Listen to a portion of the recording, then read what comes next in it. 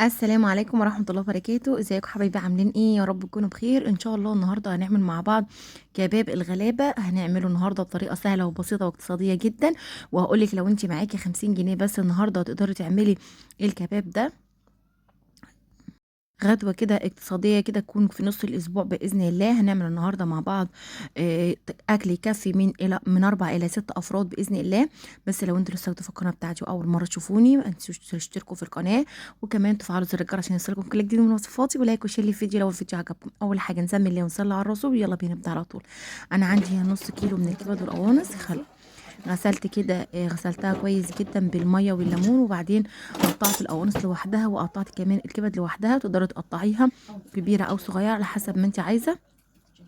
بعد كده بقى حطيت معلقه كده او طاسه على النار، حطيت فيها معلقتين 3 كده من الزيت، وبعدين بدات انزل بالقوانص بتاعتي وهحطها كده في الصينيه واسيبها لحد ما تبدا تاخد 3/4 سوا.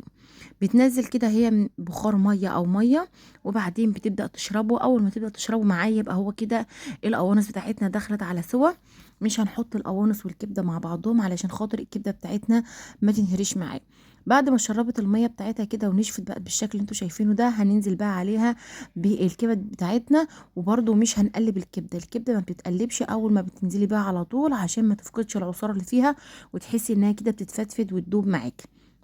هنسيبها لحد ما تشمع كده كويس، وبرده نفس الحاجة تنزل المية اللي فيها وتشربها. وبعد كده بقى هنبدأ ننزل عليها بنص معلقة صغيرة من الجنزبيل وكمان من الفلفل الأسمر، وأول حاجة بننزل بيها دمت علشان خاطر نشيل أي زفارة موجودة فيه. عشان نزود الكمية بتاعتنا النهاردة عندي هنا مكعب من البطاطس، بطاطسية كده خرطتها مكعبات هبدأ أضيفها عليها. تقدري طبعا تستغني عن البطاطسية ديت أو تضيفيها، مفيش مشكلة خالص، بتدي طعم حلو وكمان بتزود الكمية. احط ليها نص كوبايه صغيره كده من الميه، وهسيبها كده لحد ما تبدا البطاطس تستوي معايا. واول ما تبدا داخله كده على 3/4 سوا، هنزل عندي هنا بصلايه كبيره متقطعه تقطيع مش صغير قوي مش ناعم يعني كبير شويه، وكمان عندي فلفل الوان. تقدري تنزلي بكله مع بعضه، بس انا بحب ادي كده البصله صدمه الاول عشان تدبل كده معايا. وبعدين هبدا بقى انزل بالفلفل الالوان بتاعي، او لو عندك فلفل بس اخضر عادي مفيش مشكله خالص. لو انت حابه الاكل يكون معاكي سبايسي تقدري تضيفي نص معلقه من الشطه وقرن فلفل يكون حراق.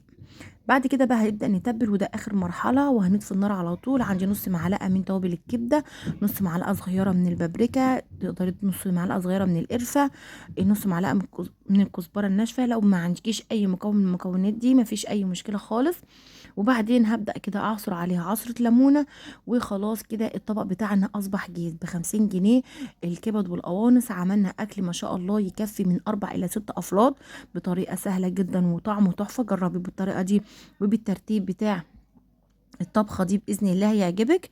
بعد كده بقى هنبدأ نعمل الرز. معايا انا هقدم معايا النهارده رز بشعريه، وانا عملته معاكم كتير قبل كده، بس في بنوتات صغيرين كده بيطلبوا مني ان هو الرز ما بيظبطش معاهم، او ايه المعيار المظبوط اللي يعملوا بيه الرز بشعريه. انا عندي هنا معلقه من السمنه، احط عليها معلقتين 3 من الزيت، وهنزل عليها بكوبايه من الشعريه.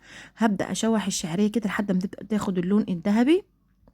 ما بحبش اغمق الشعريه قوي علشان ما تبقاش لونها كده غامق قوي في قلب الرز. وبعدين عندي هنا نص كيلو من الرز يعني حوالي كوبايتين، هبدا اغسله كده واصفيه. رز مصري عادي خالص، وبعدين اشوحه كده الرز، اقلبه كده كويس لحد ما يبدا الرز يبخر اي ميه موجوده فيه ويسخن جدا معايا. وبعدين انزل عليه على طول بميه سخنه. وهنعمل نظبط الحدق بتاعه، هيبقى مثلا نص معلقه من الملح، لو حابه تحطي مثلا نص معلقه صغيره من الكمون او من الشطه، لو ما فيش مش مشكله خالص.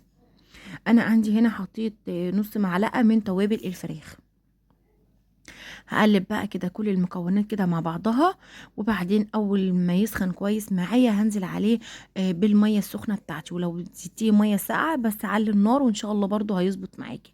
الرز بتاعنا بياخد مقدار عقله بس واحده فوق كده مستوى الرز. بنسيبه اول 10 دقايق على نار عاليه، وتاني 10 دقايق على نار هاديه خالص.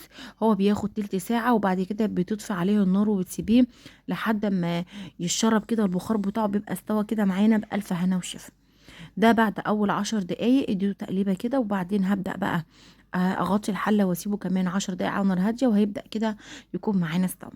هنقدم النهارده مع الكبده والرز بتاعنا سلطه خضراء.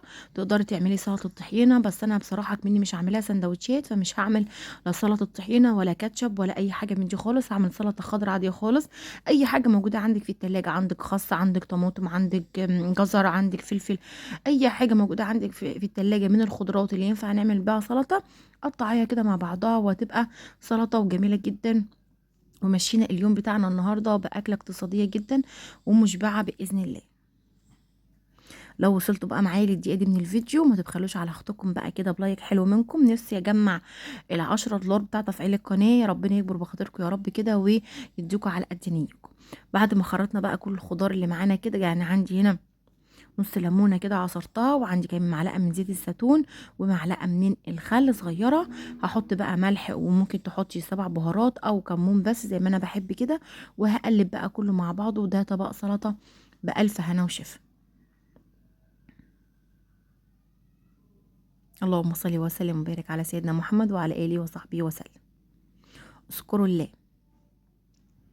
الرز بتاعنا كمان خلاص كان هدي بقى واتشرب معانا، هنبدأ بقى نغرف كده. تقدري تغرفي كده كل واحد الطبق بتاعه، تقدري تعملي بولة كده زي ما انتوا شايفين، على مثلا الكمية مثلا اللي عندك هياكل ده كبير او صغير، بياكل قد ايه يعني. انا غرفت بقى للاطفال كده، وغرفت كمان هنا لكبار. وده كان الغدا بتاعنا النهارده. يا رب يكون الفيديو سهل وبسيط وعجبكم، وعملنا اكل اقتصادي وعلى قد الايد.